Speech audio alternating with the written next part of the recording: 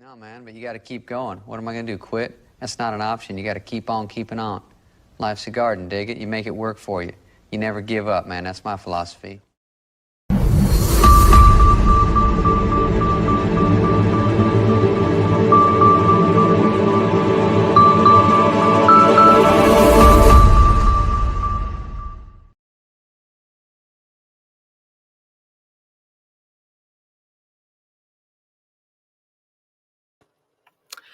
Welcome to the Let's Get Growing show. I am super glad to see you today.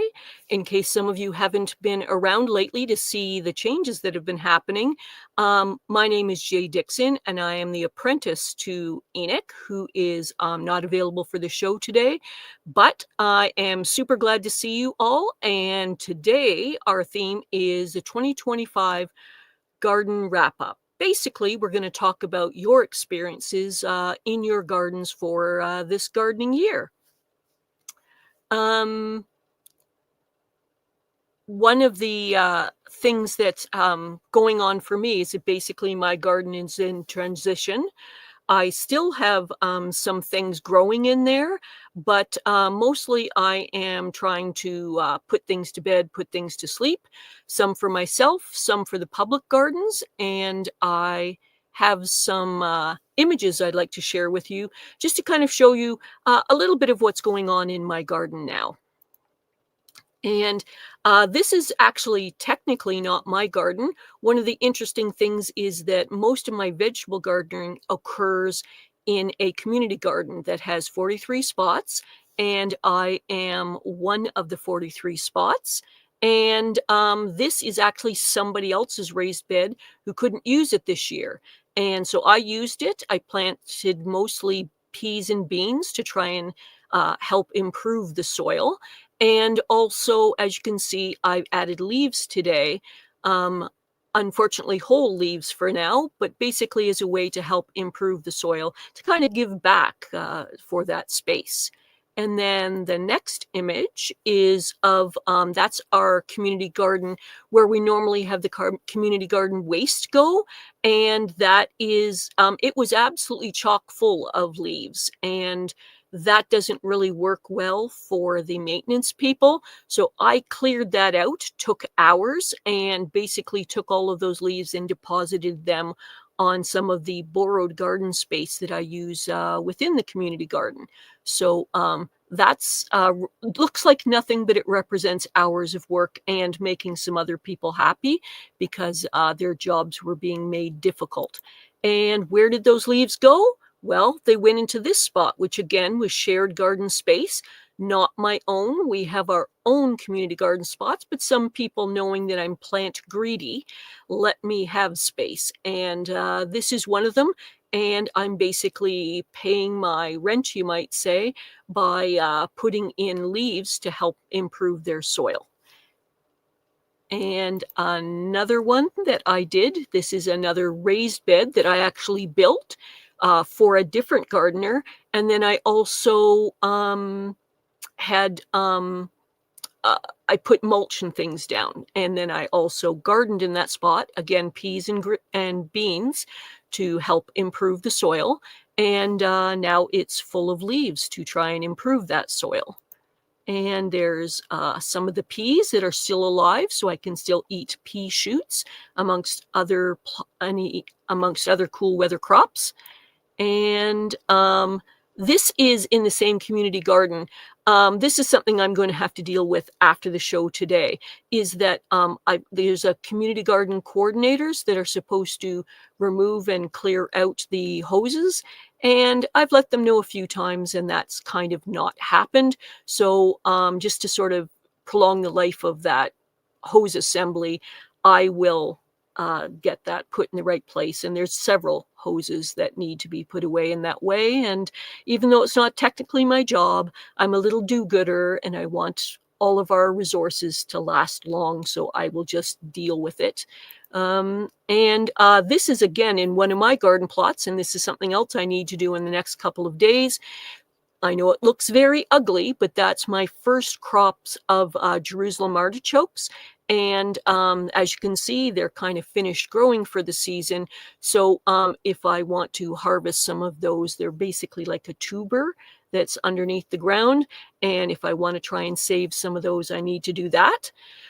Some of you will be a little surprised at this, but I've been so busy that I normally put both potatoes and garlic in and haven't done that either. So there's much that I would like to try and get done this week. And just another spot in the garden. This is me moving some of those whole leaves that were going into various different garden plots, where again, I basically borrowed spaces from others, and I'm trying to give back by improving their soil with by covering it. And this is the last one here. And this is a mixed plot. Again, the same people where I built raised beds for them and mulched down on the paths around. Took quite some time to build and create and hugelkultur, adapted hugelkultur in these. It probably took me between 12 and 20 hours. And what's visible here is that I still have some stuff growing. You can see along the edge a little bit of beets and beet greens and some carrots, but then there's bare soil where the peas were basically finished here. So I covered the bare soil with the leaves. So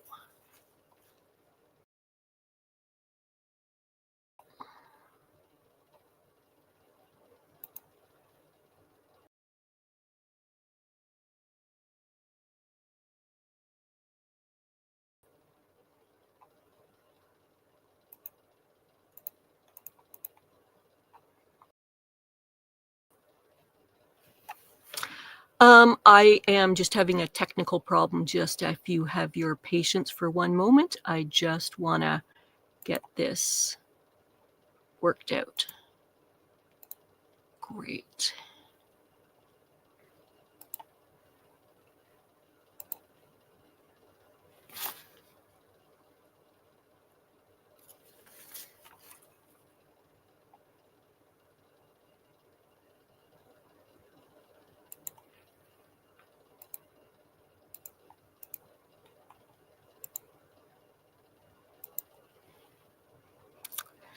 Your patience is appreciated. I'm just having a technical problem as I figure out a few things.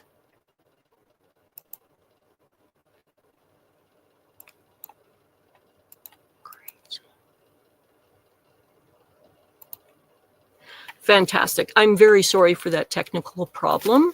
I am, as some of you may recall from previous episode, I am an apprentice. And so managing this part of hosting and producing, I am super appreciative of any of your patience for my growing pains as I learn how to do the production stuff that is unseen by you. But when I fail a little bit, it will show itself for you. So today,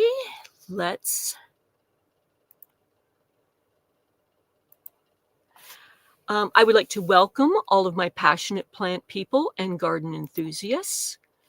Welcome to the Let's Get Growing show on the Urban Gardener channel.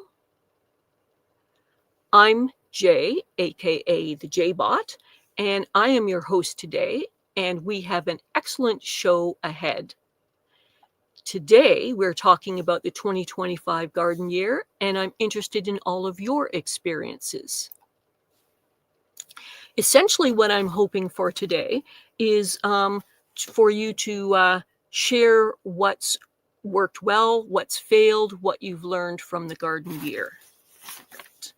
And what I'm hoping is to have some of you let me know that you're here. I would like to connect up with some of you to show me that you're here, and I will say hi to you. So that would be fantastic.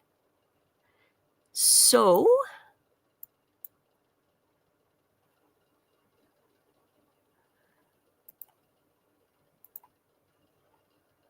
okay, so The first one here is Adam. I am super grateful for Adam being here. He is one of our channel moderators, and he lives just down the road from Enoch, who is the usual host for the show. And Bowtie David, has an excellent channel and does some pop-up live streams. He is helping us as both a moderator and facilitator, and he will have all kinds of very interesting links and information available for us. Sometimes it will promote other channels, sometimes it'll be further information, sometimes it'll be calls to action of interesting things that you might want to engage with in the live stream. And I am extremely grateful for the work that David is doing, and just happy he could be here and is doing what he does.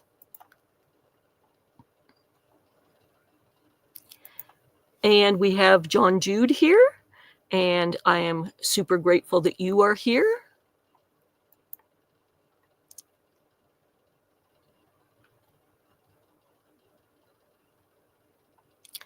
And Habitual Hobbies, glad that you are here. Hello. And Eddie Lyles, glad that you've become a regular. And someone say hi, Eddie. I guess that's going to be me and possibly some of you in the chat.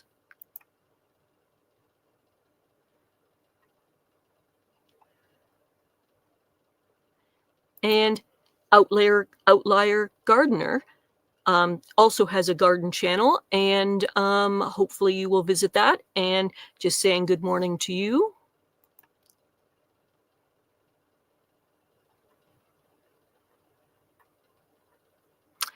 And Shawnee Grows has glad that you are here today and that you've been a supporter of the channel. And she does very excellent live streams.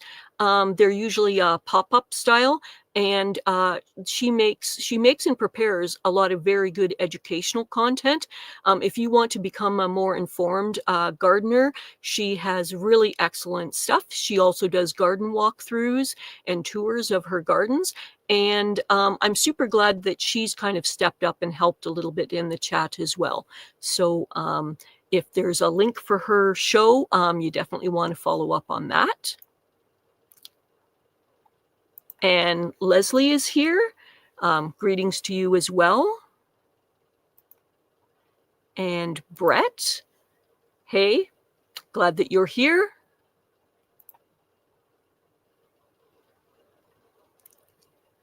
And, oh, Food Forest Permaculture, Howie, glad that you're here.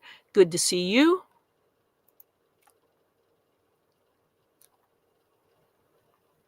And let's see. I just don't want to miss anyone, so excuse me as I kind of look through. Fantastic. Great.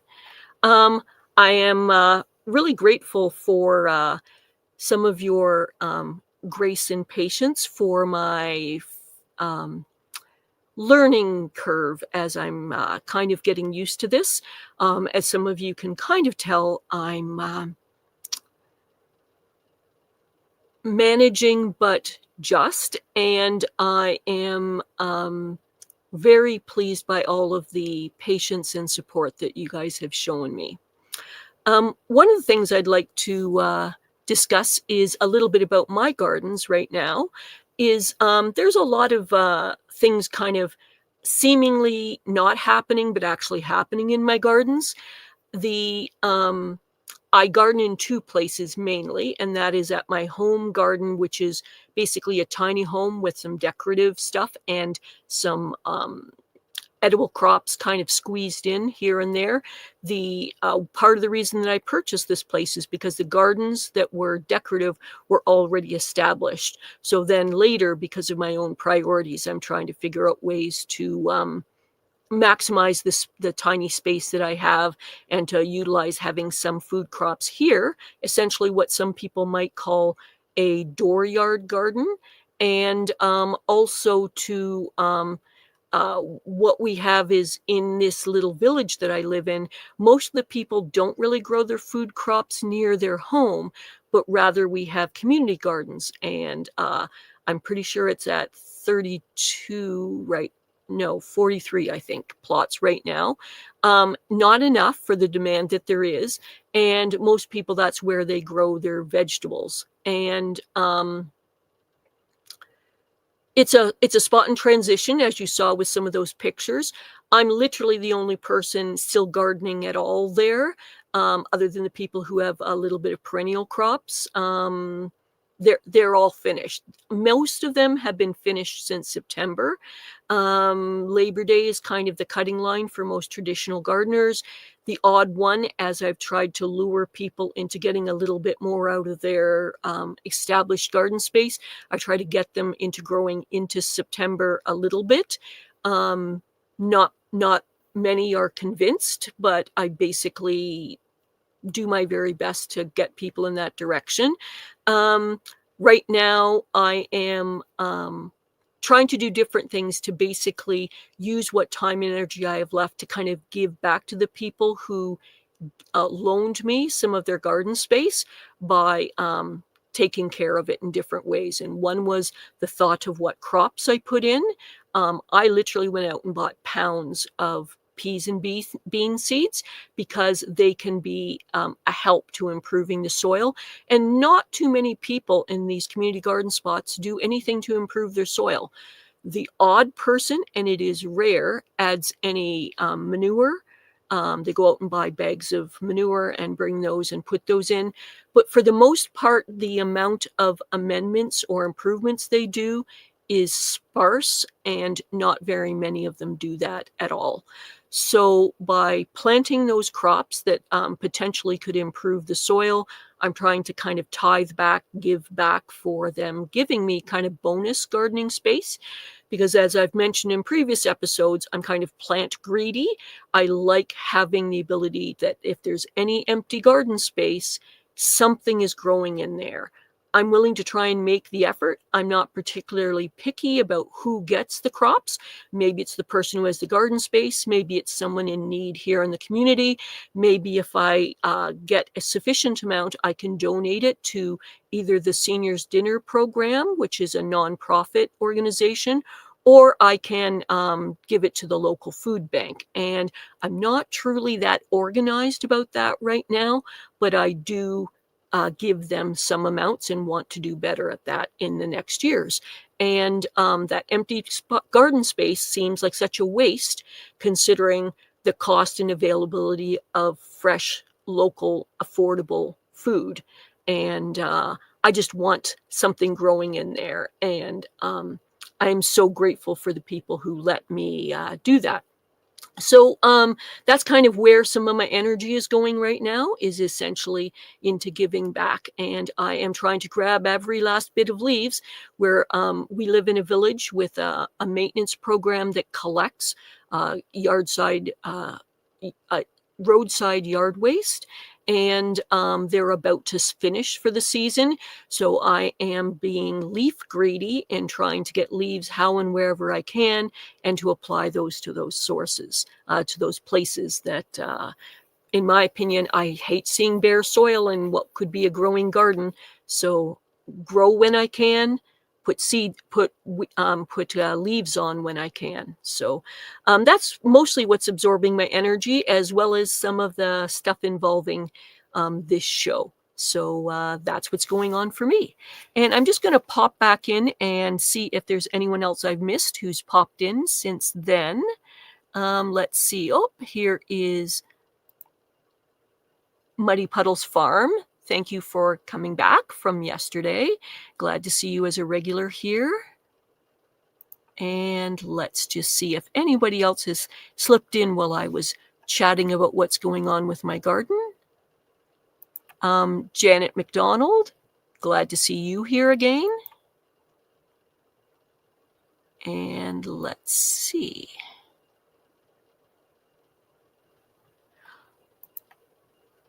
Andrew's Southwest Coins, you were in yesterday, and I'm sorry I noticed a little bit too late, but glad to see you both from yesterday and today, and good to see you.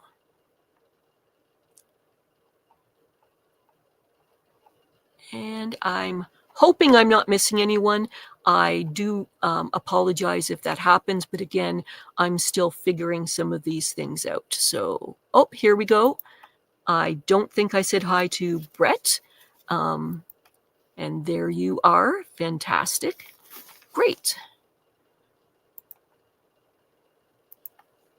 Okay.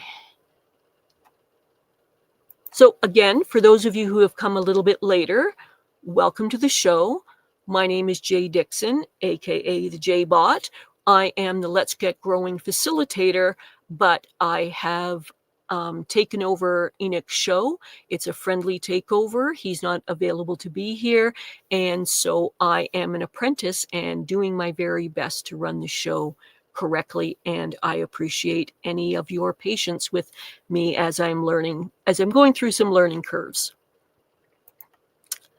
One of the things I'd like to mention that you can do to support the show is to like, subscribe, hit that notification bell, share with all your friends, share with your gardening friends.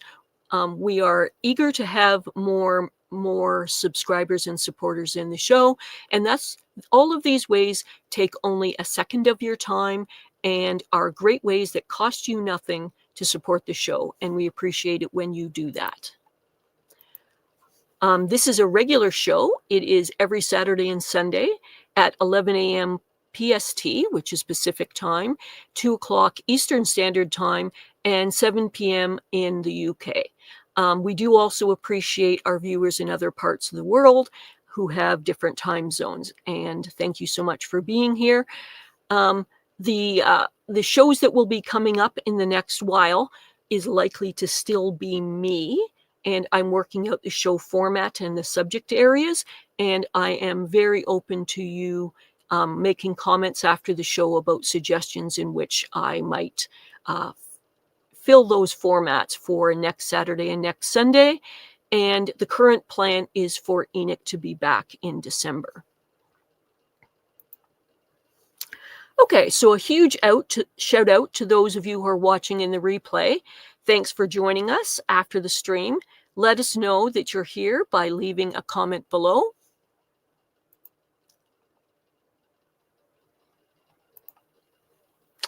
And if you have a question or comment, please ask it. We'd love to feature it on the show. And if you can have those questions in all caps, it makes it so much easier for us to see that and be able to highlight it. Especially today's show, where I'm going to be talking about garden wrap-ups, and I do want your experiences. I'm hoping that most of this show is what you found worked and didn't work in your show. So in your gardens, and to be highlighted on this show. And follow the links in the description below. And that'll be links to a range of different information.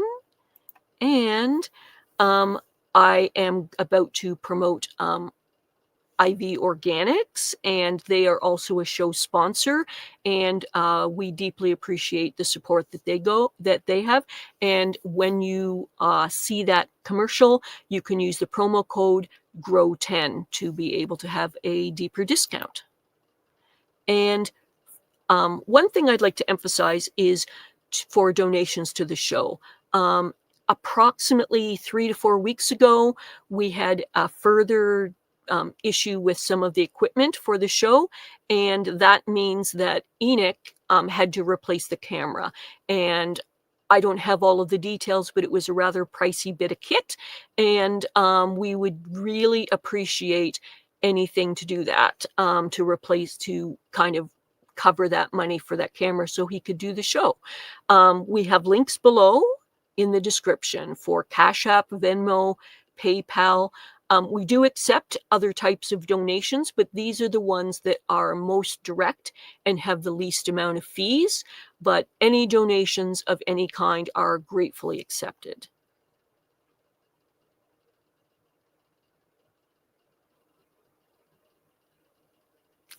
Okay, great.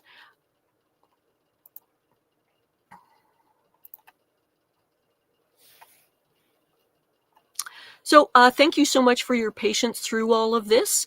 I am just going to bring in the IV Organics promotion, and then we'll get on with our show. Thank you so much, and let's get growing. Hi, my name is Charles Malky, biologist and plant expert with IV Organics, where we grow cool plants, and author, Saving the World with the Home Garden.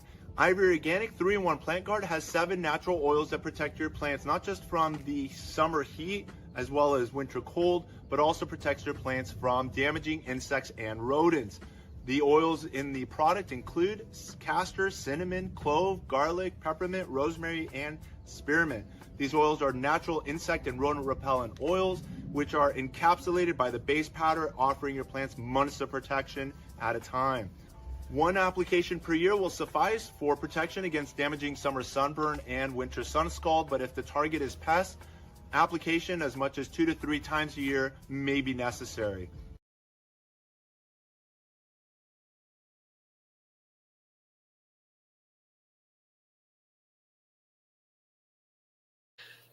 Fantastic. And just a reminder, I said this before the ad break, but if you use the promo code that is available in the description below, you can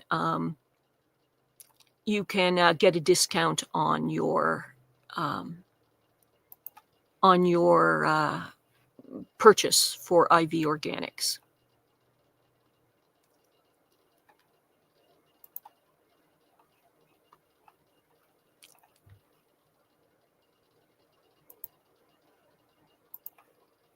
Okay, so what today's content will mostly be about is about, I would like some of you to get some thoughts together about what you learned from your own growing experience this year.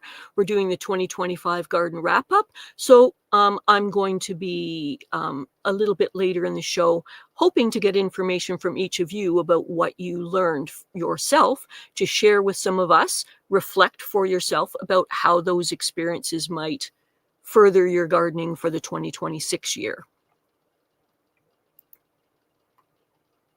Before I do that, I am just going to discuss some of the previous shows that we've had here. And last weekend was the first time of getting my feet wet, and that was me as the growing facilitator and learning as an apprentice, in which I interviewed Enoch, and that was last weekend. And if you've not seen that show, you can go back into the show archives and see that. And just a reminder that we have a monthly gardening book club. And recently we had a Sunday show in which the guest was Kristen Graves, and she was doing the Garlic Companion. And she was a very enthusiastic and articulate guest. And you don't want to miss that one. And again, just go back into the show archives and you will see that. Another excellent guest we had was Andrew Millison. Andrew is a permacultural specialist who has a very unique way of communicating information, in which he brings in art into his discussions.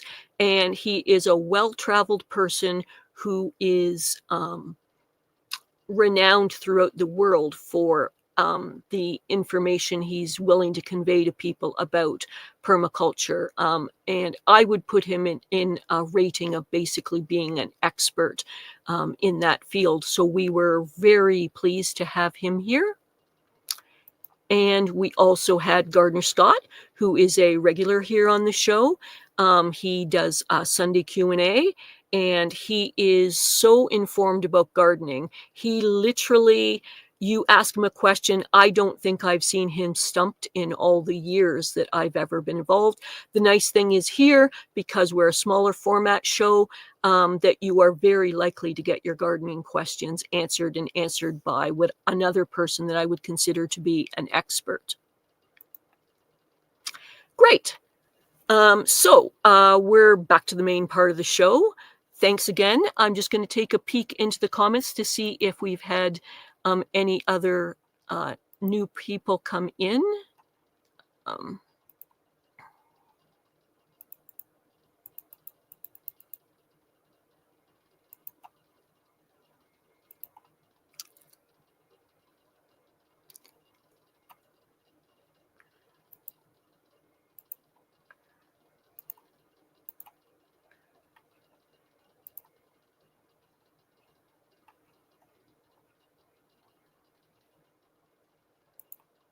Again, I appreciate your patience. I'm having a few technical problems, so I'm just trying to get some things working out backstage here. And I'm just trying to see, oh, we've got another new person here. We've got my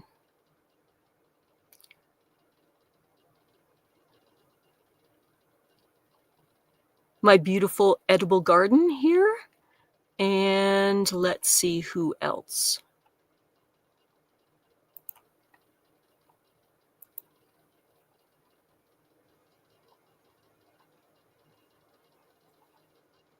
Great.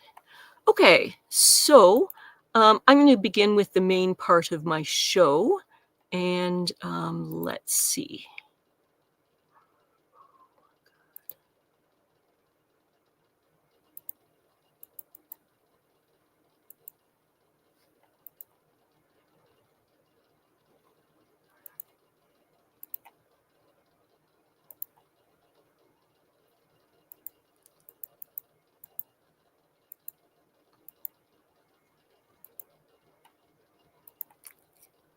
Great.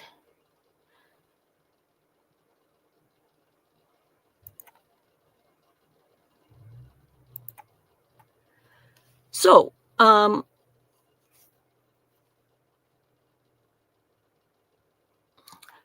so today we're talking about the 2025 gardening year, and I'm interested in your growing experiences. What I would like us to do is have an involved discussion talking about things like weather, whether major weather patterns shaped your garden this year, things like heat waves, late frost, heavy rain, that kind of thing. And essentially what I'd like to know is what was some of your garden challenges this year? And specifically right now we're talking about what was your biggest weather challenge of 2025? What aspects of this past year challenged you about weather? I mentioned a few possibilities. I would like to hear from the audience. What was your experience regarding whether weather was a difficulty regarding your gardening? And I would love to see stuff here in the chat about that.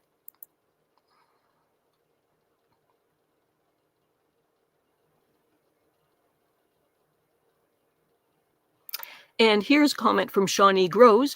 Wild winds got me. Ah, yes. And I'm curious to know, is that a new thing for you, or was just especially severe this year?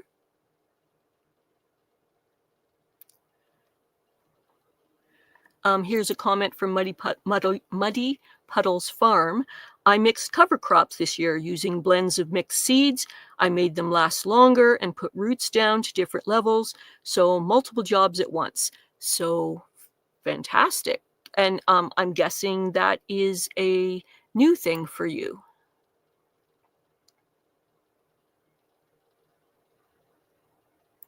And here's another comment, is a discussion from Adam to Shawnee is, I'm lucky enough to be in 8B where I can overwinter my cabbage. Some of the largest heads have been overwintered.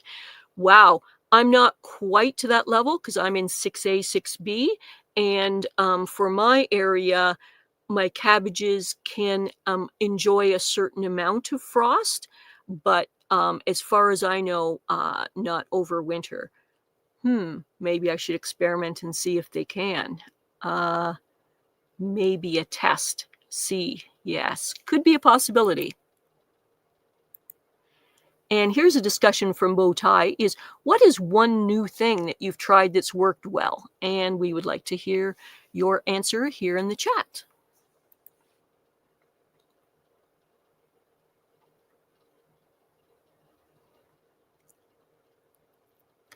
And here's a comment from Shawnee is, I want to grow cover crops in spaces that I don't have anything growing. Great. I'm curious to know, have you already purchased the cover crops? Have you put them in? One of the difficulties with cover crops is there's usually a certain time range in which you have to get those cover crops in for them to get enough maturity for the growing season to actually be functional. And quite frankly, up to this point, I've not been organized that way. I prolonged some of my harvests by growing some cool and cold weather crops.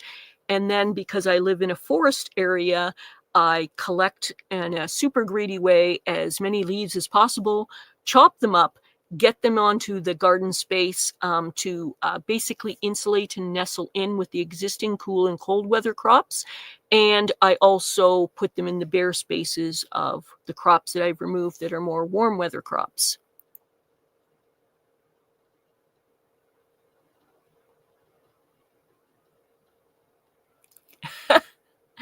Eddie Lyle's having a little fun with me. He goes, I need to hear all right, all right, all right, and a right on occasionally. Okay, well, I don't know if I'll be able to do that, but I like your cheeky suggestion.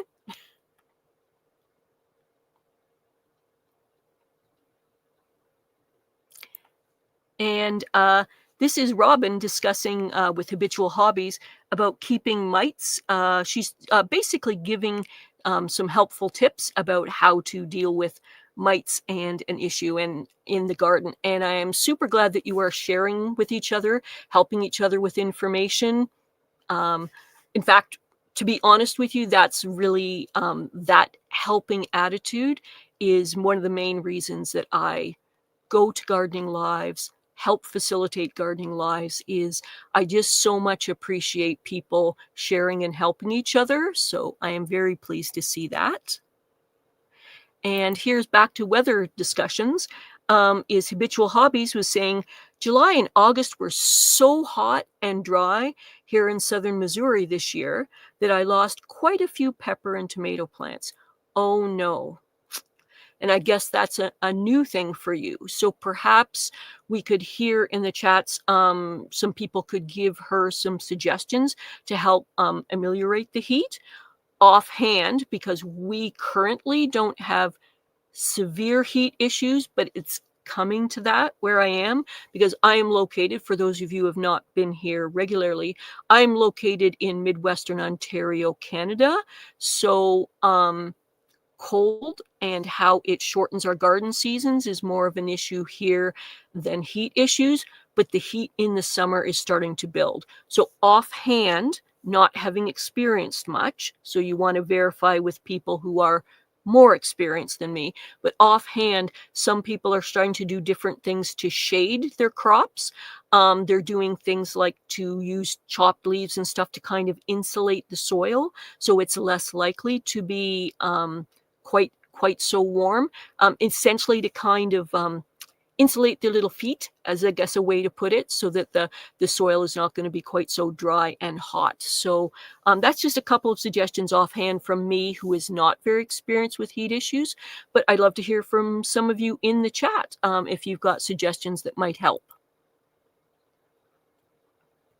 And here's Shawnee again, is usually we have one windstorm, but we had 4 trees down and everything. Oh, that does remind me, on Shawnee's channel, she had a video about the effects of the wind, of one of those windstorms. So yes, we had in our area for the first time ever a couple of what they call, and pardon my pronunciation, but a Derecho. It is basically a very fast moving windstorm. And I would have to look up in historical records, but I never remember that in any of my lifetime. So it could be a first time thing.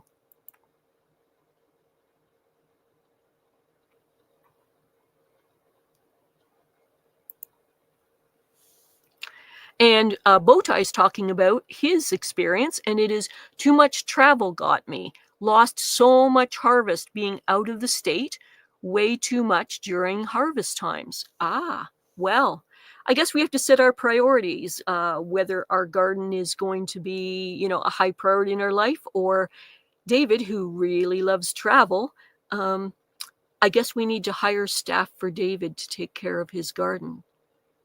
No, not likely. But yes, so he may have to think about ways to adapt to that, that he may want to have certain crop times that he can rely on and schedule around that for his vacation times, or possibly have friends and neighbors come in and harvest and take care of things.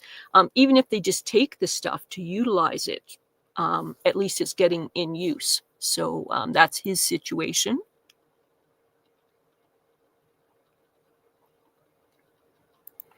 And here's Shawnee again. Oh, I lost harvest on things. I don't live at the garden.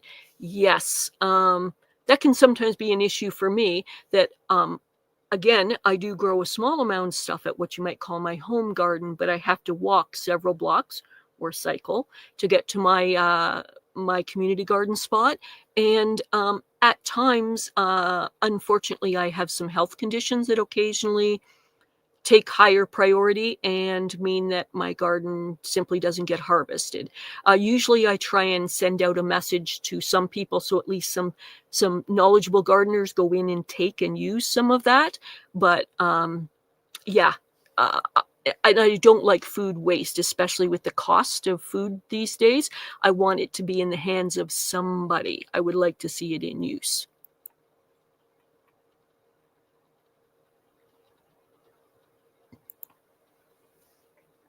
And here's Bowtie talking about troubles that he's got in his garden. He said, I have a rat in my woodpile right now. Oh dear. Yeah, not good. I know that's been an issue on your property for a while, and you've managed to get some controls over it, but yeah, so that's some of his challenges.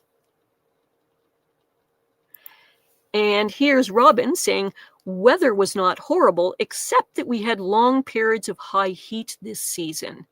Harder on the gardener more than the garden. Oh, can I speak to that?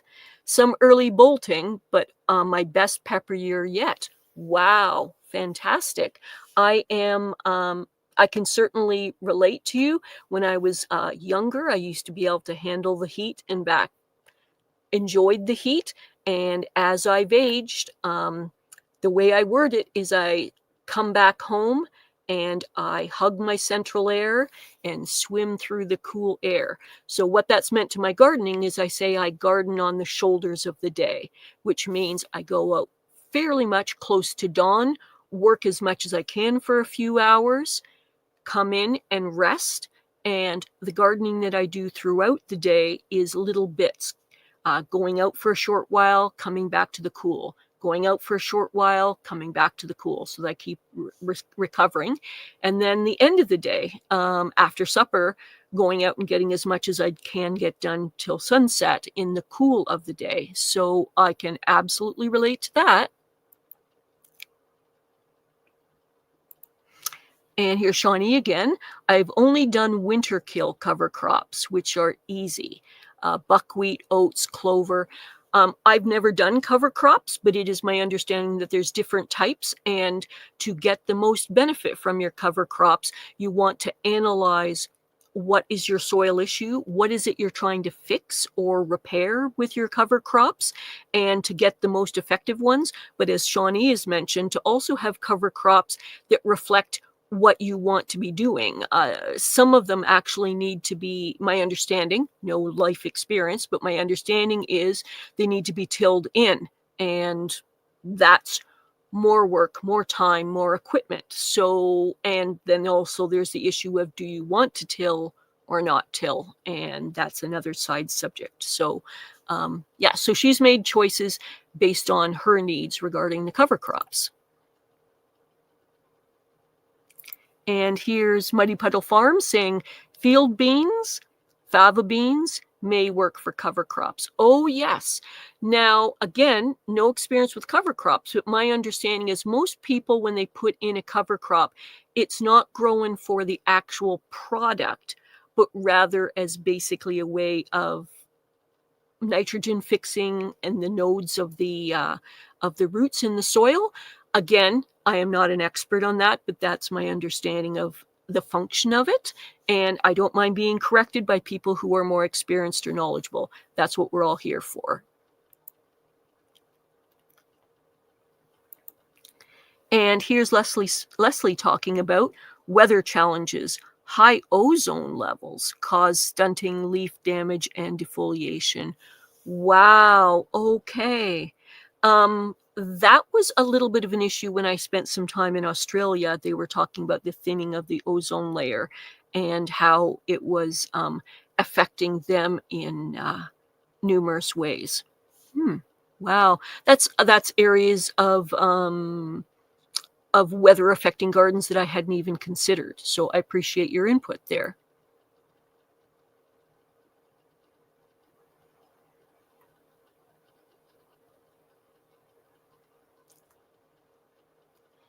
And here's Adam coming in with a tip for us. Fantastic.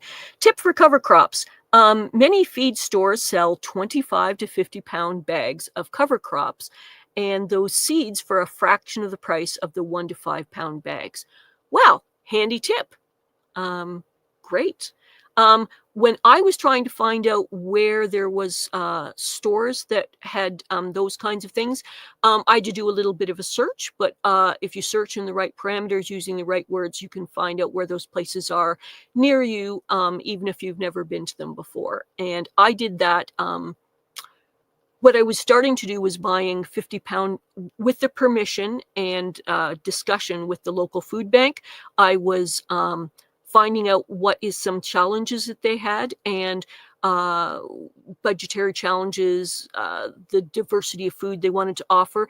And so I was investigating both in my former home and in the current home, how I could obtain massive bags of nutritional beans for the clients. So if I was going to be doing a donation, that it would be worthwhile, and did a search for those things, and you can too. So for your own purposes or for donation purposes.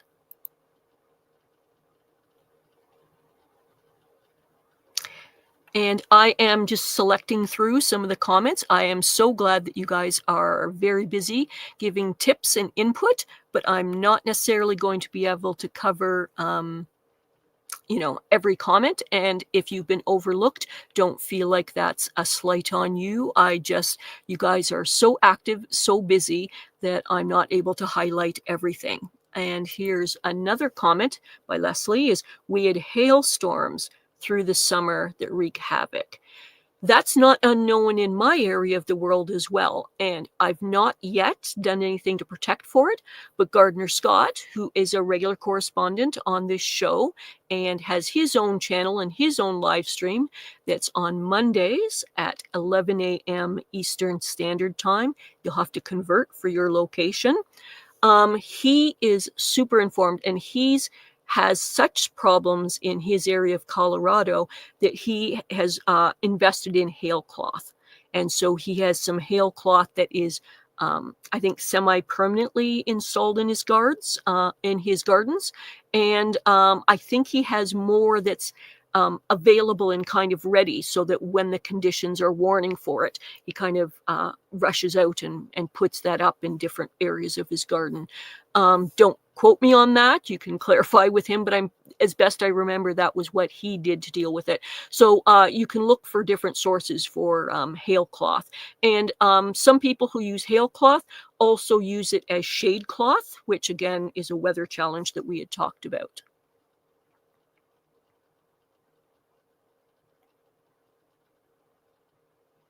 And here's Dave again saying, Mrs. Bowtie gives a huge thumbs up for suggesting we hire staff. Well,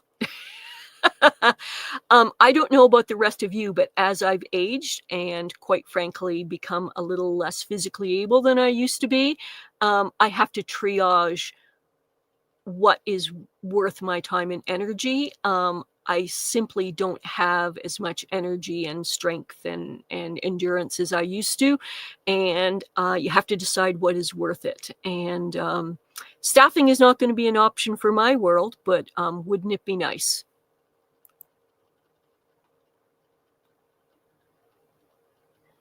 Let's see.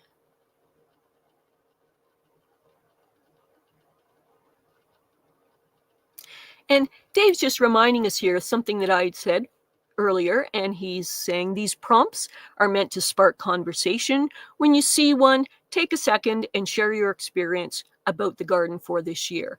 I'm not strict as to what we're discussing. I'm just trying to provoke some of your thoughts, make you consider things a little bit about any contributions you might have, and I am grateful for it. And Shawnee is sharing a video I want to make, has a theme of growing to share in 2026. Love it. I'm a little bit of a do-gooder with a bit of a soft heart, and I almost feel like it hurts me when I see someone in need. I have, you might say, almost like a compulsion to try and ease that for somebody else. And some of the basics of life, of things like food, it really bothers me when we're living in better circumstances and people are doing without. So for me, one of the practical things regarding gardening is, like I said, trying to utilize any of the empty garden space, trying to get better organized myself as a gardener, to get my skills up, my knowledge up, so that any empty garden space, I can utilize it well, trying to communicate with some local organizations that may need food, to try and help the people in my area. And also, I've discussed this in previous shows, but informally, I essentially adopt families in my village.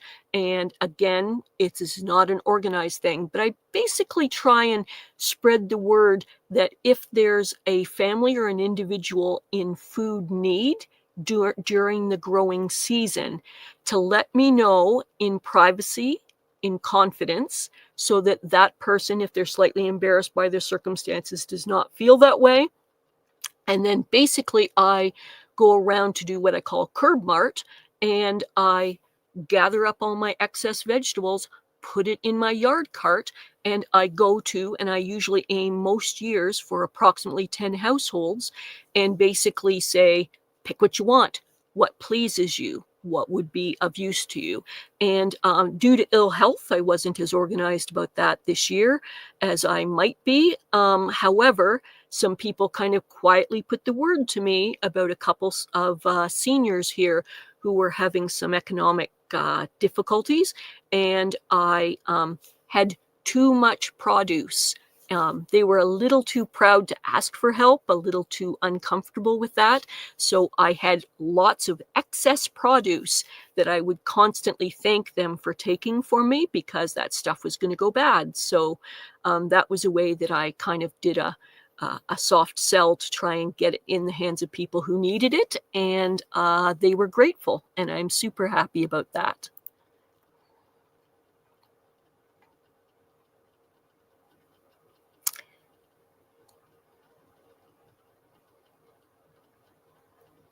Okay, so here's another one here is Outlier Gardener. My biggest garden challenge this year was critter damage. Lost so many crops to rodents, raccoons, etc. over the year.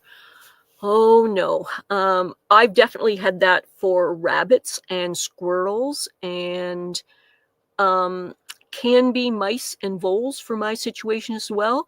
And mostly what works fairly effectively in my area is just decent garden fencing. My main garden, I've actually kind of made what I call the friendly fortress, which is pretty robust. You can, as an animal or a person, get in, but you have to parkour your way in. I've also seen people actually make covers over top of their garden, removable hinged or lift-off covers in parts of their garden, so that it is essentially caged.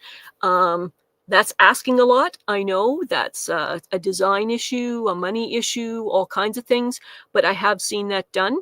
In the distant past, I was an assistant manager at an organic farm, an urban organic farm that had shareholders and people who basically depended on that food.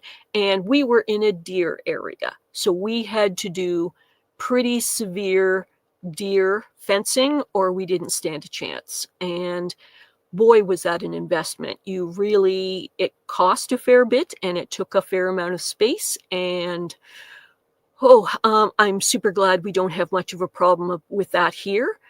What we do have, and I'm sorry I might upset some of you here, but we actually periodically have a bear or two come here, usually in August and September when the crops are heaviest. It's not a regular occurrence, but it's not unknown. And when we have a bear alert, we have to be wary of what sounds and sights we have nearby to warn us that the bear is in the area. I've not yet been challenged by bears, but I've certainly dealt with seeing the damage soon after and the scat in the area and the footprints. So because we're a bit of a village, we don't usually get them right into the village, but they come along the rural agricultural fields nearby and come in and partake of our gardens sometimes. So we have a little bit of a chat sometimes with the newbie gardeners about not planting things that would attract the bears because, yes.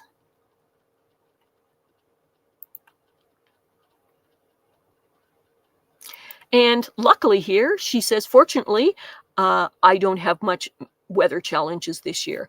Fantastic. Great. It just can be for some people. And here's my beautiful edible garden. Jay, we put dry leaves all around our garden the last couple of weeks. Yes, me too. I am very leaf greedy.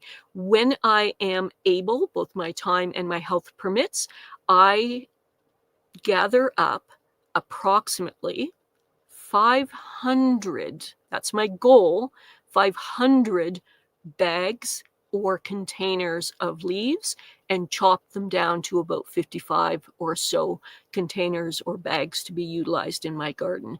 I live in a district where we have a lot of trees, so I use that resource as fully as I can. It's free, it's available, and it's healthy for our garden.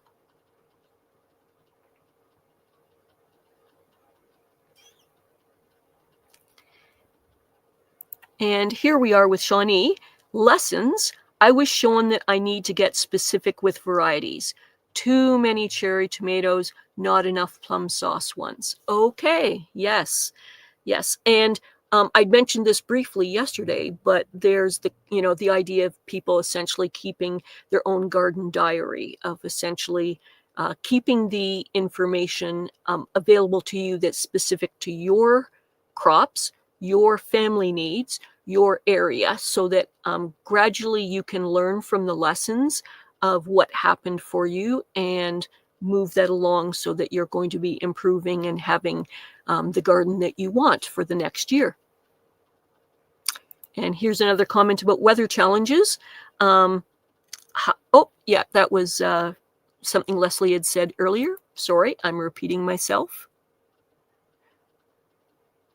And here's a comment from Muddy Puddles. Okay, you can use cover crop as mulch, mow or weed whack it, and leave it in place as chop and drop. Excellent, great. And again, my understanding is with cover crops, the more you can kind of research it and really think through your own needs and get the cover crop that's going to be tailored to what you want to do for your space, how you want to improve things, the better the results for you.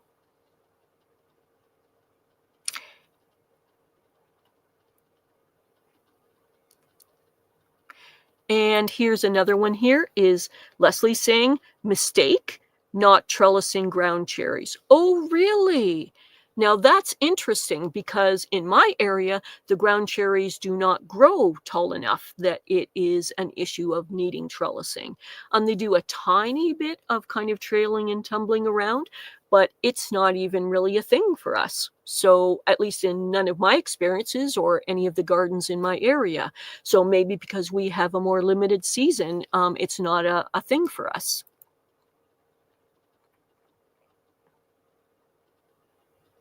And here's another lesson from Leslie. I deeply appreciate you sharing your experiences with us. Warming the raised beds with vinyl sheets allowed me to plant out earlier. Oh, yes, that's something that I actually considered myself. And one of the lessons that I need to research or hear from some of you is whether I want to use dark sheets in order to cover the area to warm it up faster, or whether I want to use clear sheets. My understanding, and again, without experience, is that the clear ones is more like to try and kill off weeds and weed seeds, limited just on the surface at a short distance underneath. But the dark ones actually heat the garden beds up sooner. And even if I did it in just a couple of limited raised beds, if I can get some of those early spring crops in, because sometimes the air is warm enough, but the soil is not. So she's giving us some tips to possibly extend our season a little bit. And that's one of the things that I've learned over the years is extending my season. Great.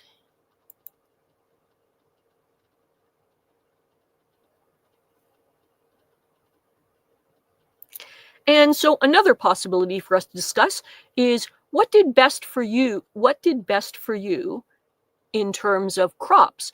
Maybe it was tomatoes, maybe it was cucumbers, maybe it was peppers, squash, or leafy greens.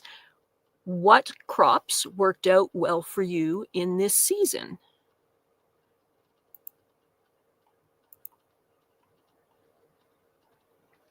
So maybe it was a breakout vegetable that just happened to unexpectedly thrive for you. And what did the best? And I'd love to hear about that and other thoughts you have about what happened for you for the gardening year of 2025. I'm just going to throw this one in here. Bow tie life. I'm not quite sure what vegetable he's talking about here. Very enthusiastic about peppers, I guess. And for those of you unaware, one of the things that he did that was questionable in terms of safety, but certainly very entertaining, was he started doing hot pepper tasting challenges. And he's got some live streams and videos about that on his channel. And Shawnee is talking about, Simplify Gardening is saying, I had an awesome crop of sweet potatoes. And sorry, I didn't say hi to you earlier, but sweet potatoes, fantastic. In my area, sweet potatoes are just on the margin. They're an experiment, and they can, the warmth of the soil and the growing season that we have available is just on the margin of what would be possible for our area. And I've had no success in the experiences that I've had. So it's something that needs more information or more time to learn about it if I'm going to consider it here, or discard it as a possibility and put my energies elsewhere. But it's working for Tony, so that's fantastic. Here's Leslie talking about smartest decision: installing soaker hoses under vinyl sheeting to keep the soil moist, while white vinyl for brassicas, red for nightshades, and black for everything else. Wow.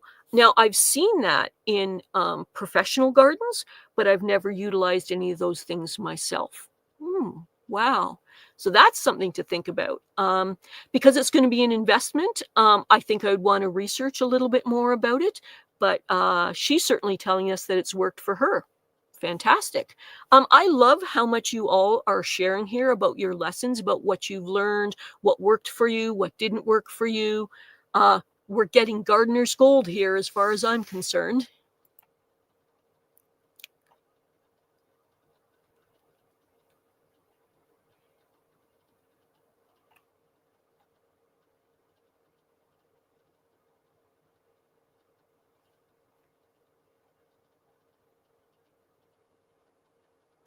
And smartest decision from Robin is replacing my cinder block beds with 7 Birdies beds, the 29-inch high ones. Love, love, love them. She has episode 47 on her channel, shows putting them together and putting them out. Yes, I'm moving in the direction of metal raised beds in my garden. For budgetary reasons, I am jealous of your Birdies beds. Birdies, if you hear of us, I would love to try out some of your products. But in the meantime, what I've actually been doing is salvaging roofing and other metals that are going into the waste stream. I've been saving them to get ready to grow, to basically build my own raised beds out of metal. And part of the reason I'm moving in that direction is as I age, replacing my raised beds becomes much more difficult, and I want basically permanent beds that can live out the rest of my life. And she's talking about height there. Height is definitely a factor. I started with frame beds and am gradually raising my beds as I age so that I will have less bending. So, fantastic. And here's another bit of insight. Outlier Gardener is saying, my sun gold tomato overwintered and did better than last year. Wow, overwintered. You're definitely not in my region. Oh, or perhaps, and some people do this, is they take their peppers and tomato plants and bring them in. And there's whole techniques and videos about that, but that's another possibility.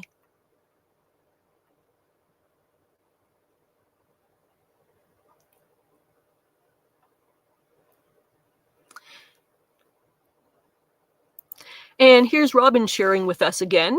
Best successes this year, my peppers and tomatoes. I've never canned and preserved so much food for the winter. Yes, she was discussing on her channel, but also she shares some of her wisdom on other channels as well. And I don't recall the numbers, but she had tables and tables and tables of tomatoes spread throughout her house. It was a tomato invasion, but she is well prepared for so many things that she could do with her tomatoes. Fantastic.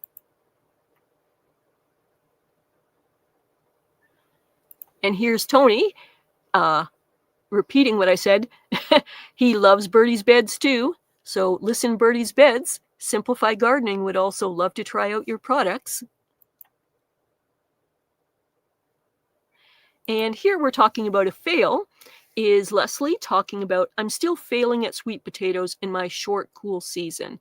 I will try them in grow bags, in cold frames next year. Yes. I think the only way I'm going to be able to get them here is to, again, do a little bit of research and adapt to what they might need. It's the shortness of the season and the coldness of my soil. It's just on the margins of whether it's going to be doable or not. For my area. And here's someone talking about my beautiful edible garden. I brought a failing bell pepper indoors, and it's growing huge peppers now. I'm reluctant to cut it back. Oh, yes. Wow. So some decision points there. Great. Thanks for sharing.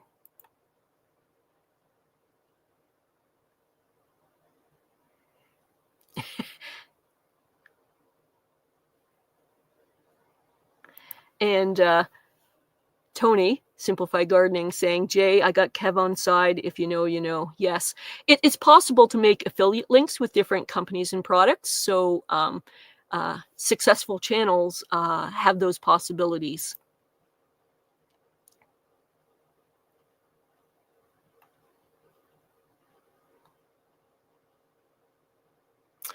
Okay, so I'm just going to have us go into another area of discussion. I am so pleased with everything that people are sharing. It is fantastic. I would like people to share next their most disappointing plant this year and what you think caused it. So it's one thing to sort of fail with a plant, but it's a little another step in gardening to have a bit of research or introspection about what you think went wrong with that. And so one way to look at them is to call them flop crops, to let us know what vegetables struggled in your gardens in 2025. And just to further on that point, we talked about some of that already.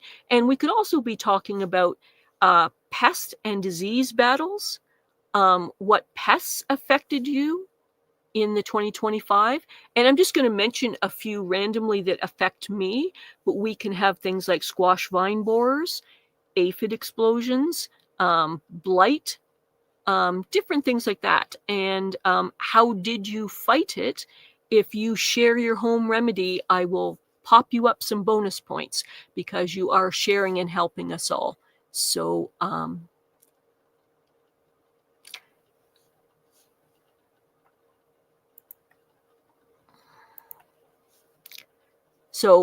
pests and disappointing plants. If you could share with us, that would be fantastic.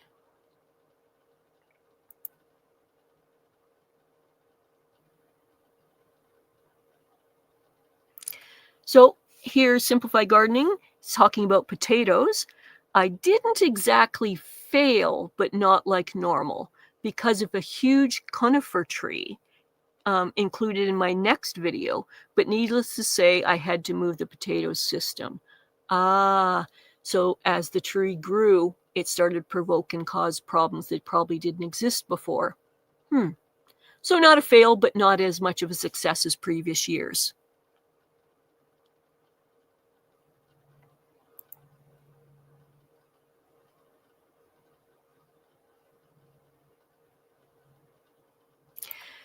So, sorry about that. I am still learning things here, and you guys are so chatty that occasionally as I try and click on your comment, it's already scrolling out of the way. So I am sorry. I'm being my own producer here and make a few mistakes periodically. So Muddy Puddles Farm is sharing that my biggest flop crop is all brassicas. Cabbage whites were bad. Oh, I think he means cabbage mites, possibly. Cabbage mites were bad this year. I even grew some year-round collis inside. That's not something... Oh, probably cauliflowers inside, and they were doing well the next day gone. Oh, no. Now, for myself, normally I'm actually not great with the brassicas, but this year what I chose to do was I bought starts and I put them in with the aim to have them as cool weather crops. Previously, I'd put them in the summer. My interpretation, without a lot of experience, is to say that they were so deeply unhappy in the summer heat that they just weren't a thing, with the exception of kale and Swiss chard. Not happy. And I believe those are more towards the beet family anyway. But the brassicas, my winning formula to have a decent crop, not an award-winning crop, was essentially to have it in the colder part of the season. And right now I've harvested none of it, or very little of it. I'm letting it experience a few frosts, which improve the taste and make it a slightly different produce. So.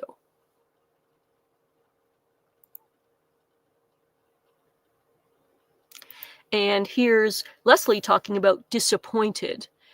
Beans had a low yield or never matured. Oh no. Do you mean bush beans or pole beans? I must focus on finding more short, cool season varieties. Oh yes, okay. In my area, we just barely have enough season for pole beans, and in my experience, I don't get much of a result for the work for it and the space allotted. It's not zero, but it's not a lot. And so I just pretty much do bush beans in this area. I still play around with some pole beans because I have the trellising for it. I either need to up my game about research and skills or switch to another crop because it's, again, disappointing, the results that I get from that. And she says, yes, it was pole beans. I literally, whoops, let's just show that there. Yes, it was pole beans. And that was my problem, is spindly, barely a crop, hardly growing enough by the end of the season that I actually had anything harvestable. I'm not saying it can't be overcome, but with my current knowledge and experience, I haven't been able to overcome it. And I just have to decide whether it's a worthy crop and whether I'm going to up my game to learn how to deal with that. I have plenty of great trellising, and I just have to better utilize it. So it's one of my goals for next year.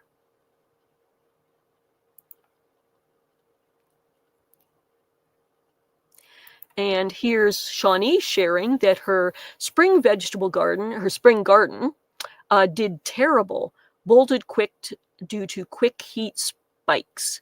So sorry, I misspoke that. Bolted due to quick heat spikes. I had the same issues with many of my crops. Is it was cool and fine in the spring, and then suddenly the temperature zoomed up so quick that the plants resulted saying, I'm paraphrasing for the plants, but the ones that I had went, oh no, it's too hot, we're dying, we need to stop the vegetable production and bolt into flowers to try and perpetuate our species, like to have us go on. And I got essentially no lettuce. It all went to bolting, which isn't a total loss. Save some of it aside and use the seed. You can do your own seed saving for more resilience, but it wasn't what I'd hoped for. And I had a number of crops that also had the same issues. And here's another one, is Outlier Gardener saying one flop crop was garbanzo beans. Didn't get to harvest a single bean because the rodents got them first. Oh no, more fencing or control issues needed. Yikes. I had a flop crop of, I believe it was lima beans that I tried for the first time. Not a one. I haven't yet analyzed to figure out exactly why I didn't have a success. I suspect it was older seed, and I should have done a germination study to test, but all of the rest of the seed that were beans and other things in those categories were happy and fine, but I literally wasted my time and my space that nothing came up. The point of this is that collectively and individually, if we can start reflecting on what works and doesn't work, we can kind of hone our gardening in to get more gardening success. And to me, that's, again, back to that phrase again, garden gold. First, I was talking about leaves. Now I'm talking about, reflection and knowledge and kind of growing from our own gardening experiences and other people's. So I'm so glad you're all sharing. And here's someone back talking about heat waves issues, and we were discussing weather earlier. This is Tony saying 4 heat waves in the UK this year. The plants did not like it. Whew, yeah, no kidding.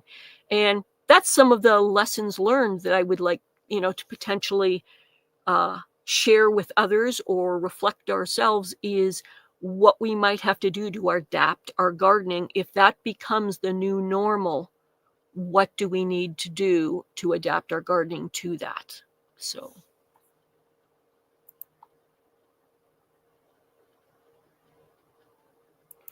And back to Outlier Gardener again. Another flop crop was early sweet corn. It was early, but not sweet at all. Yes. Well, one of the lessons I was trying to give to 2 newbie gardeners in our garden plot was to not plant corn there. And you're thinking, boy, you sound like kind of a bossy boots in there. You're not even one of the garden coordinators. What are you in there telling people what to grow or not to grow? It's a very short list of what I suggest people not grow. And one of the reasons I suggest not growing corn is abundant in our area. You can get it really abundantly and cheaply everywhere. You can get it organic, you can get specialty ones, you can get your run of the road stuff, you can get it it's just such an abundant thing. So for the limited space, we have a 10 by 20 plot. Growing corn is kind of marginal about the results that you get for the space that it takes up. But my main reason is raccoons. We're talking about, issues in the garden. Raccoons come into your garden and they attack the corn, and they are not friendly and nice about it. And if you're around when they're doing it, they are especially not friendly or nice, because you are shutting down the all-you-can-eat buffet. So they get aggressive, they get destructive, and you've, by the way, let them know by the smell and existence of the corn that there are other stuff there. And by the way, not just your garden plot, we are all garden plots that are connected to each other. So now you've invited in a pest that will attack other gardens. So it makes you deeply unpopular in a community garden area. And 2 of them did persist in growing corn against my advice, and were shocked and surprised when their corn was attacked by raccoons. Part of a bad part of my character is that when I'm right about something, I have a little smug self-satisfaction that I try to not articulate to the person, because they're already having a hard time, but they learned the lesson directly because they didn't learn it from me. Fine, good.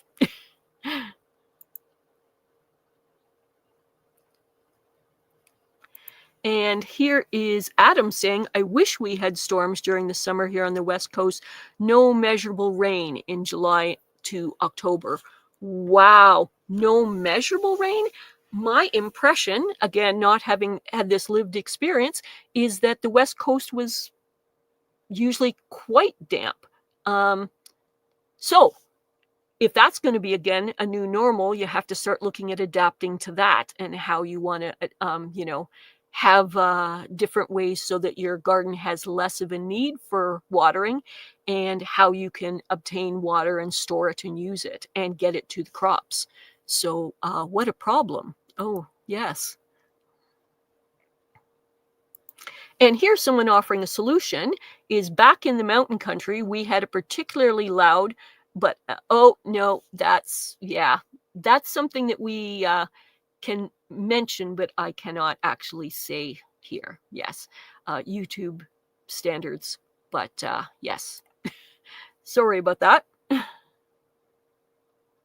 And here is Robin saying, I can't grow corn here, period.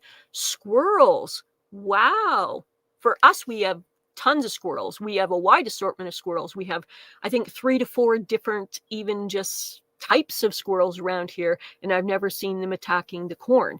But we absolutely have that problem with raccoons. Yes. And a personal flaw, good to recognize, wanting to grow crops suited for long, hot seasons in the mountains when I know it's not suited for my climate. I'm stubborn and try to replicate the gardens of my years in California and Florida. Well, the thing is, sometimes you push your gardening limits, and you might find techniques and procedures that will allow you to grow stuff that traditionally should not grow in your areas. Maybe you can actually create a microclimate in a small area within your garden that makes it so that stuff that's a little bit limited just has that enough so that it may be able to be growing for you. And again, I just want to thank everybody for all the great advice, all the things that you're sharing. It is, I'm spoiled for abundance right now in the comments and chats that you guys have all made here, questions, advice that you're giving each other. Do not feel bad if I don't highlight your comment. We have so much, and I deeply appreciate all that's being offered here. And I hope it's going to be useful for some of you. Here's a soil lesson from Outlier Gardener. Too much organic material in a perennial container garden is not a good idea. Over the years, it can turn to sludge. Yes, it is possible to have too much organic material. I can't state off the top of my head what that ratio needs to be, but you can have too much of that.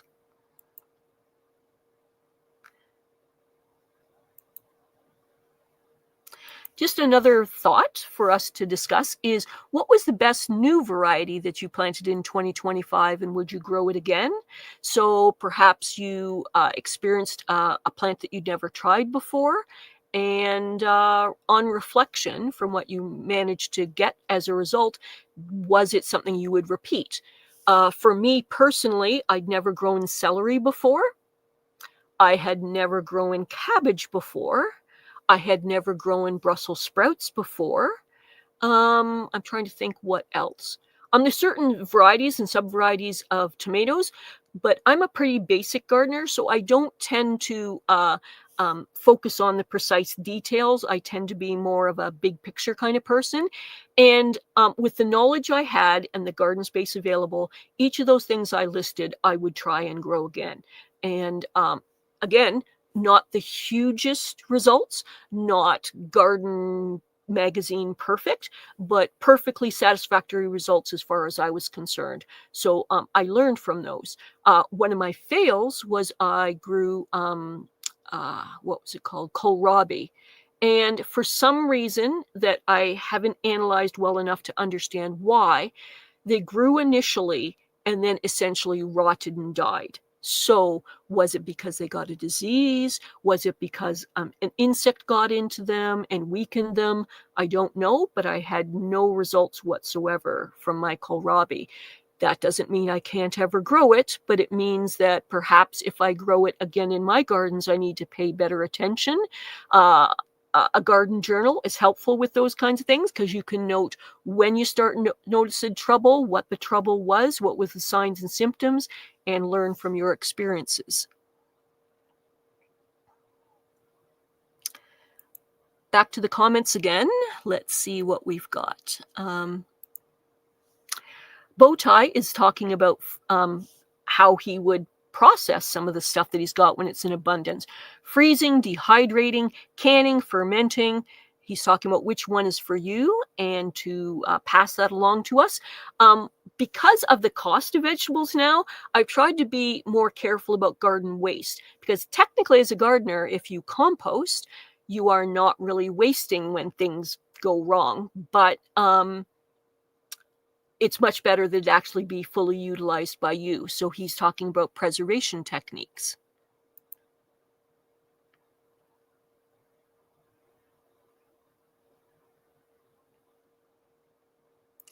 And here's back to weather again with Adam.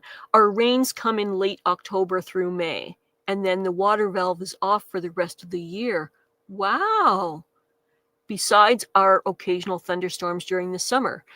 I live in a lake district, and there are lakes all around me, Great Lakes, like huge, huge, huge bodies of water. I'm fairly close to Lake Huron, which is about, I'd say less than 10 kilometers to my west. And I also live near a pond. So we actually have constant humidity so high that I would have gills if I was a slightly different creature. In fact, our humidity is so high that when I visit areas that are not as high a humidity, I actually can't quite adapt. Been to a few desert regions, both in Australia and the United States, and I was a suffering person, not prepared for how different the air is when it's not 80, 90, 100% humidity, which has been my whole life experience.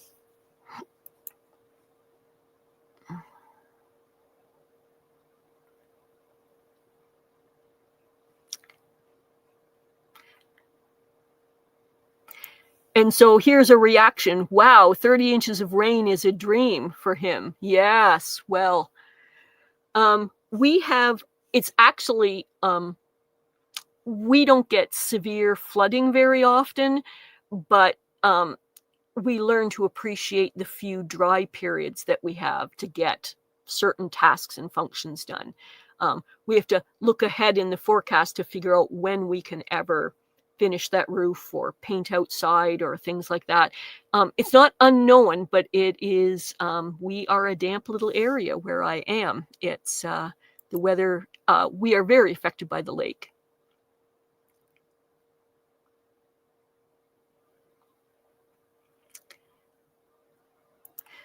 So here's Robin discussing 3 new varieties of tomatoes. Purple Heart Dwarf, which I've never heard of, fantastic. A dwarf tomato project developed. Okay. Cherry Carbon F1, all the taste of an heirloom purple, but a hardier plant. And chocolate cherry, just yum. Wow, even saying those words make me want it. So those are some varieties that she's tried for the first time this year. And here is Muddy Puddles Farm. Amaranth, very pretty, and the chickens loved it. I sowed it too densely, so they didn't reach their full potential. Next year, I will try again. Because I'm in limited space gardening, I tend to be a bit plant greedy, and I plant more densely. That seems to make good sense because I want to try and have as many crops as possible. Plant greedy, that's one of my issues. And it can stunt the plants a little bit. Some people who are a little more analytical than I am do kind of like test areas and decide for the result that you get, how close you can plant your crops. So you can kind of like do a couple of different test areas and see what the results are for your crops based on the density that you tested them and see what actually works for you. So that's people who are a little more analytical than I am, but good on them. They will start to find out what actually works for them. And here's Leslie saying, I don't want to lie. Like I'm living in the steppes of Russia. Turnips, rutabaga, and beets are depressing. I like a small amount of those because they are so hardy and store reasonably well.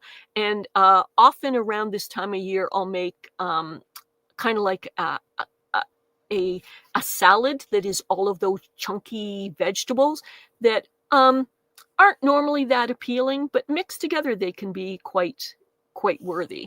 And I guess the key thing is don't waste your time, valuable space, and energy on crops you don't want to eat. When you're sitting down and figuring things out with the seed catalogs, things look luscious and lovely, but do you want to eat it? And if it's not for you, or if it's not for a charity or someone that you care about, limited space, limited time, limited money, grow what you most want.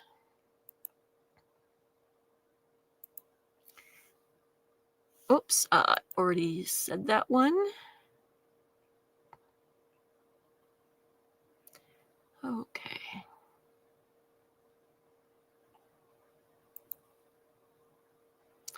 So here's just another thought to drop your most successful 2025 garden hack, sharing your great ideas about things that you found that were successful in the garden year.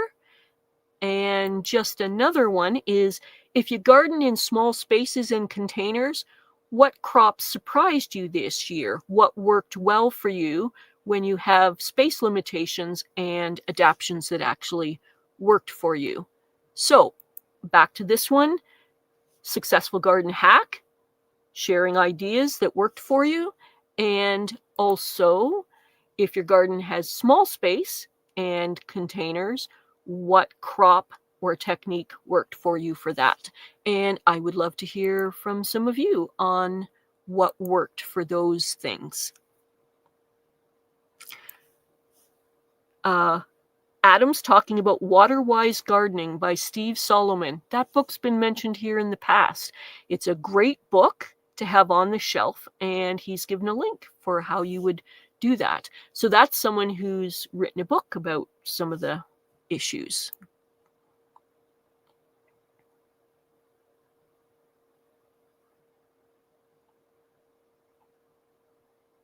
And so here's Bowtie David, also known as Botron. Late harvest. I just ran out and got my biggest single harvest of tomatoes for the whole year. And it's late November. Wow. Great.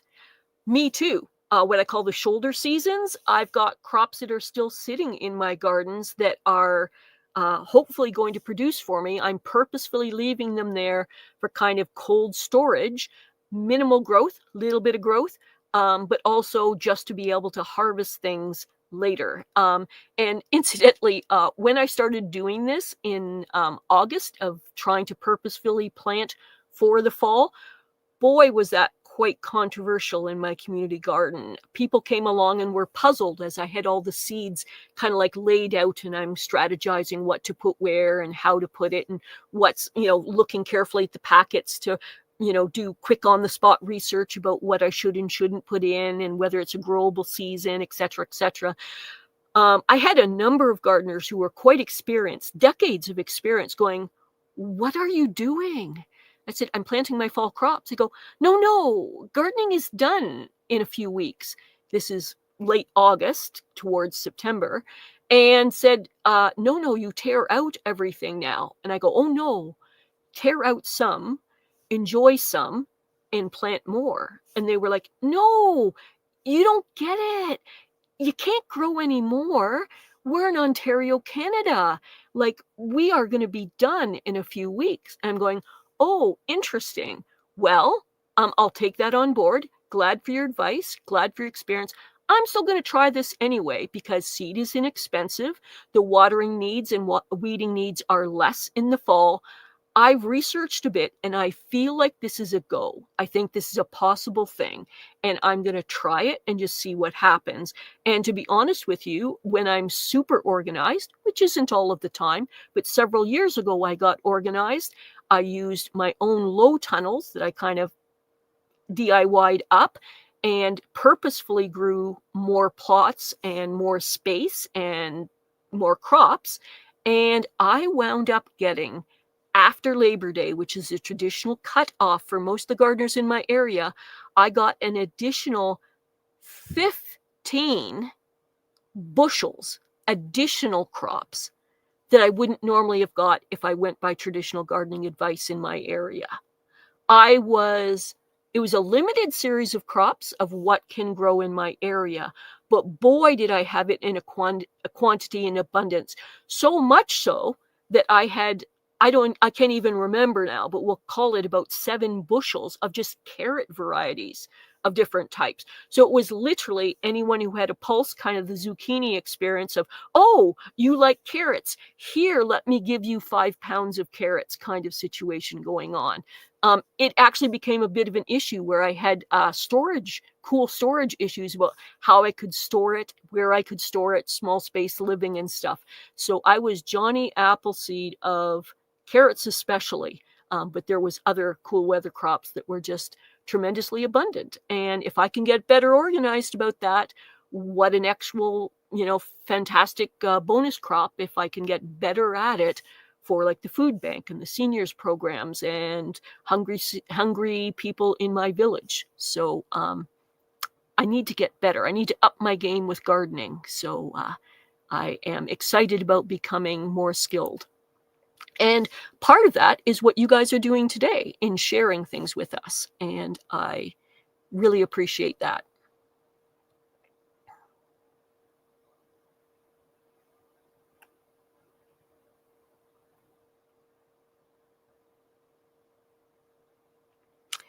And here's Tony again. "Fruit was also awesome." Great. Fantastic. I'm curious about, because unfortunately I'm a little behind on some of your videos and input that you've had from your garden.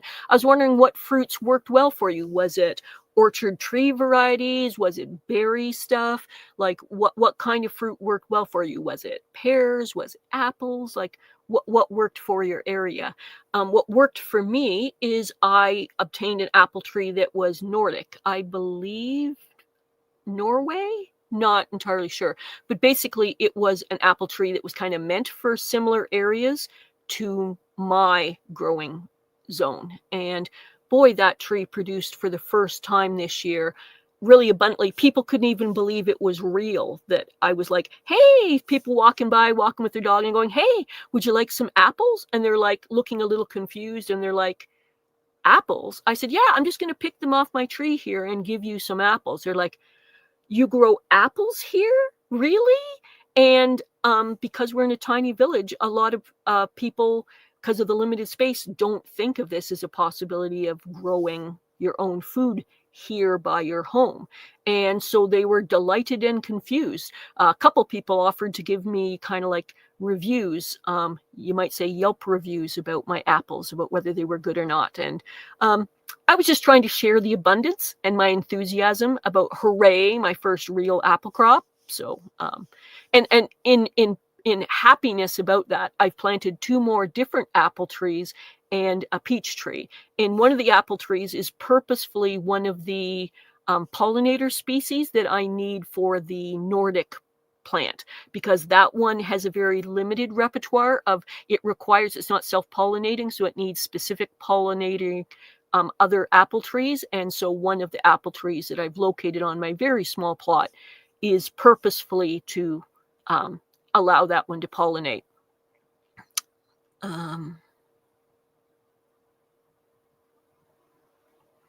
Oh, and this is a correction on any errors on my part, probably several errors. I don't mind corrections. J-Bot, that's Mr. Botron to the likes of you. Noted. I will try and remember that. Don't want to step on toes. Grateful for all of your help. And Adam is pointing out that Steve Solomon is the founder of Territorial Seed in Cottage Grove, Oregon. Fantastic. Thanks for that information. So we're getting close to winding up the show. We have about another 20 minutes for you to share any of the things that you've learned from the 2025 garden season. Reflect upon what you've learned for your own purposes, things that you'd like to share with us. One of the purposes of why we do this is basically to try and make this both educational and entertaining, so that you can basically up your garden game. If you would like to improve as a gardener, we want to help make that information and connections available to you so that that can be possible. And just a reminder, and I'm sure Mr. Botron has made this available in the chat, is there's links to other gardening channels who provide excellent information in both lives, garden walkthroughs, and educational videos about gardening, and please do support them. Small gardening channels, anything you can do to support them with likes, shares, follows, donations, membership, merch purchases, all those kinds of things. Most of them are just trying to get by in having their garden self-supporting, so that it's not taking from their main income. And anything you do, whether it's something that has no cost at all to it, or any support that you can give, means more than you could ever believe. It really does help some people feel that the efforts that they're making are being noted and enjoyed, and helps them kind of sometimes hang on when times are a bit tough. And it does happen for people who are content creators, that there are tough times, and you reevaluate how you want to do your channel, or whether it's worth it. And every bit of support you can give to them is treasured. And I do mean that. Some of them talk to me back channel about how tough it can be for them. So I just wanted to kind of point that out.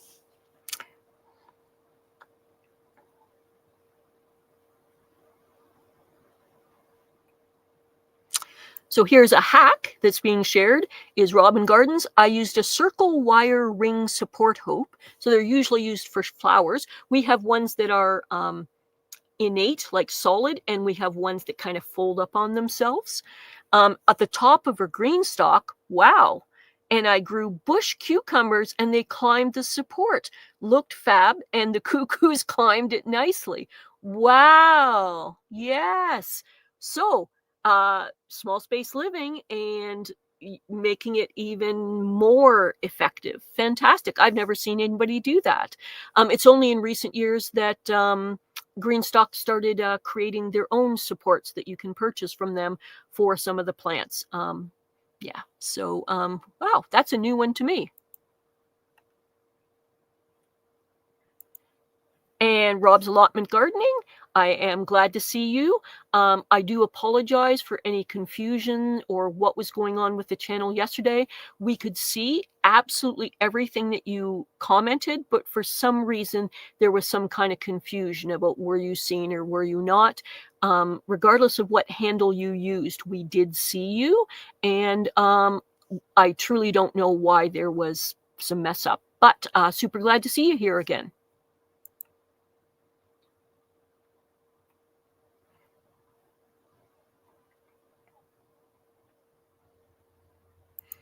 And so here's Muddy Puddles Farm saying, I've steamed squash leaves. And then use them to wrap meat and rice dishes. Tasty, easy parcels. Wow. Only recently, and I'm not good at it yet, I've learned the concept of with every plant you grow, start looking at what else you can eat of the plant. And you're like, what? Yes, I'm sure there's a better way to word it, but there are more edible portions of the plants that you grow than you might think. Now, I'm not saying just go chomping on and eating anything raw or without thought or research, but it's actually surprising how much of the plants that you grow are edible. And if you look into it a little bit, sometimes it needs cooking, sometimes it needs specific recipes. Some of them you can just eat raw. But for the time and effort and space you put into your garden, possibly some of your plants may have more edible portions than you ever knew. Now, an example for me is all those carrots I cook, all kinds of carrots, grew tons of them. I started looking into the greens, and I can say with certainty, as someone who doesn't cook a lot, that carrot green pesto is magical on top of your carrots. However you want to cook your carrots, and there are a number of different techniques, and there are recipes out there. I didn't go for anything terribly fancy. Turning it into a pesto and just sprinkling that on top of your carrots, it's just sort of like an extra taste sensation on top. Unbelievable. It is mild. The other thing you can do with carrot greens is you can actually dry them and utilize them like you might a spice in your kitchen. And again, research, look for good reputable sources for any of your information on these things. But more of your garden may be edible than you would think. And for me, again, watermelon. Watermelon rinds, there are multiple recipes of things that you can do with the watermelon rinds. So fabulous that we're composting them, but we can pickle them. We can use them in soups, special soups that are designed for that purpose and things. So I just like us to think about, how else we can utilize the stuff in our gardens. And here's someone pointing out more diversity, and I'm moving in this direction, is nuts and berries. We're mad this year, said Muddy Puddles Farms. So great. I haven't gotten to the nuts portion except for native black walnuts in our area. A tough preserving thing, but I've done it. And I'm moving in the direction with berries. So trying to become, to have a more better range of different berries available to me.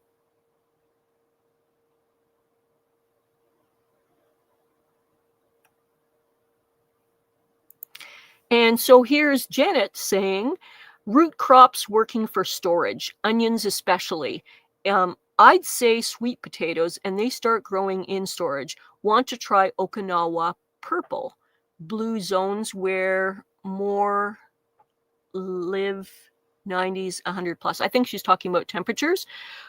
I guess the key thing is to have storage crops available to basically extend your season so that what you're growing in your garden can feed you more of the year. And there's ways of preserving, there's ways of storing, there's different videos and stuff about this. Shawnee Grows, I know on her channel, has spent some efforts to talk about those issues.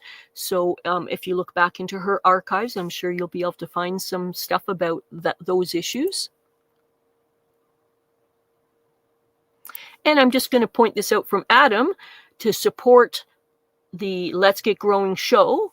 Subscribe, like, share, super chat, donate through PayPal, Venmo, Cash App, and links in the description. I just want to point out regarding that is Enoch recently had, a few weeks ago, a really big expense regarding having to replace a camera.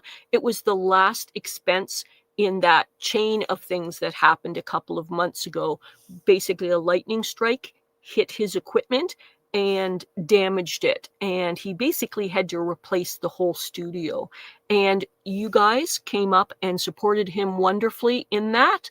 However, additionally, after you guys supported him through all of those donations to replace most of the equipment, he was hoping the camera was okay and later found it out that it wasn't. So any donations would be gratefully accepted, because essentially every time he has to buy equipment for our show, it comes out of his regular budget. And any help would be appreciated with that. And the reason we happen to mention some of them specifically, and the links are down in the description below, the video description, is because those ones have less fees, so that more of the money gets in the hand of the person that you donate it to. But we appreciate any donations that you're able to have. And thank you for that. So you guys have been full of fantastic information. I am deeply appreciative of all of the great suggestions you've had. In fact, I feel bad that I wasn't able to highlight more of them in the available time, because there is so much garden gold here of information available to us. And I would suggest that even sit down with a pen and paper and after we have this on replay, making notes about this stuff, because you guys have been fantastic about discussing your strengths and weaknesses, what failed, what didn't work, varieties that you felt was improving, your garden experience, how you were going to do things to adapt to weather conditions. And again, kind of like yesterday's show, we could probably go on for several shows about these different things that we learned from each other. But right now we have, an archive here in this chat, and I think it would be fantastic. I'm intending to, after this live, once this shows up and the chat becomes available, is literally sit down with pen and paper and learn from each other, because to me, that is one of the most valuable parts of these channels, is how we try to support and share our gardening experiences so that other people can grow in their gardening. And I deeply appreciate that.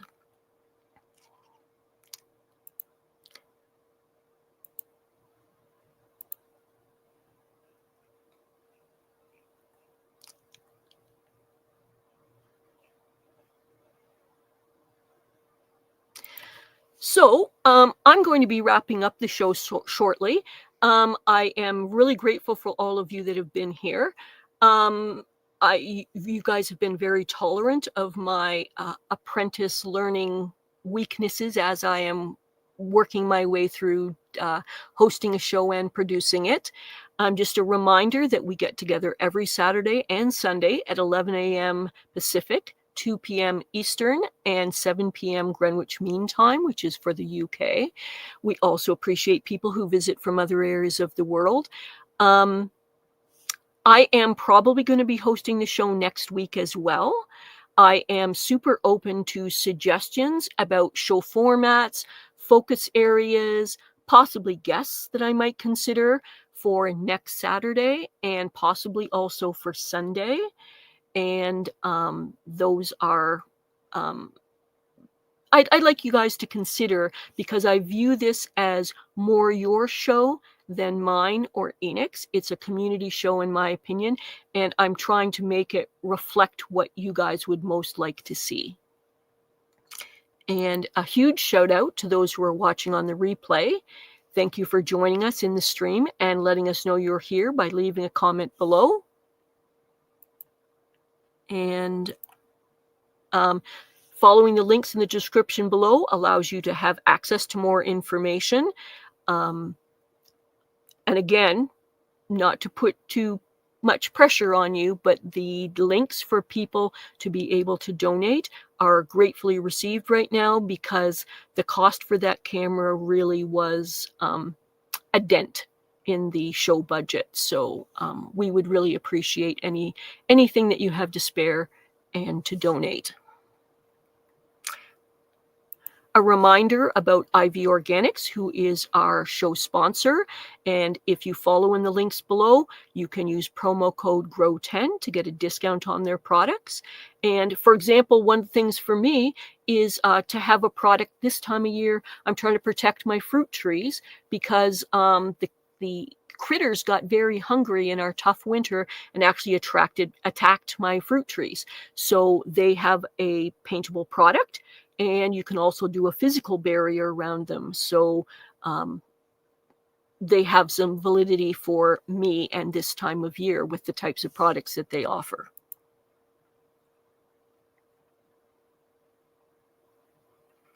Okay.